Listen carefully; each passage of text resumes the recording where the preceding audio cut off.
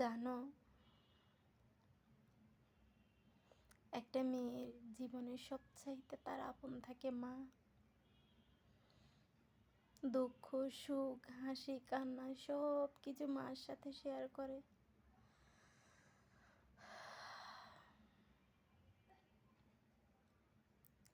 আমি কার সাথে শেয়ার করব? আমার পৃথিবীতে যে আমার মা থেকেও নেই,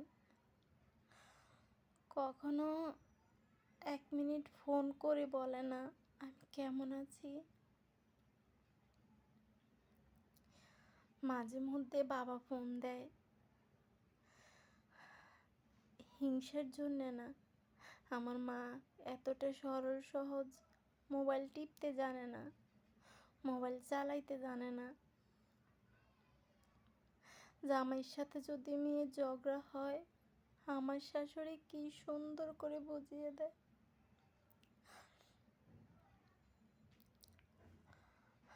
আমার জামাইয়ের সাথে যদি কখনো আমার ঝগড়া হয়, কেউ বুঝিয়ে দেওয়ার মতো নেই। আমি পৃথিবীতে একমাত্র নারী যে মনে হয় হাজব্যান্ডের সাথে রাগ হলে নিজের বুদ্ধিতেই সংসার করি। কেউ বলে দেওয়ার মতো কেউ নেই যে এই কাজটা কর, এই কাজটা করিস না।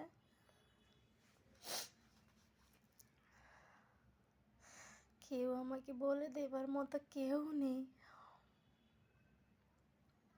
আল্লাহর কাছে এই রমজানে প্রার্থনা করি, আল্লাহ পৃথিবীতে সকল মা বাবাকে নেক হায়াত দান করো, স্বামী সন্তান ভাই বোনকে নেক হায়াত দান করো, সেই সাথে আমারও।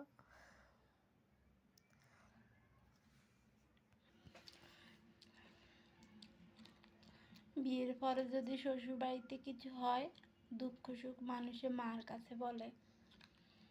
আমার বলার কেউ নেই। আমার মা এতটা সহজ সরল, না বানাইলেও পারতে আল্লাহ। তারা এতটা সহজ সরল কেন বানাইছো? একটা কথা বলার মতো জায়গা নাই। সবার তো ঘর আছে, সংসার আছে।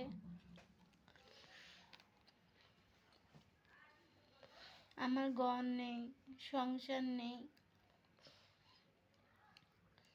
সবাই রমজান আসে কত বাজার করে, আমার কোনো বাজার নেই। রমজানের কোনো আইটেম নেই, প্রিপারেশন নেই, কিচ্ছু নেই। ভাগ্যে আমার যা থাকে তাই খেয়ে রোজা রাখবো।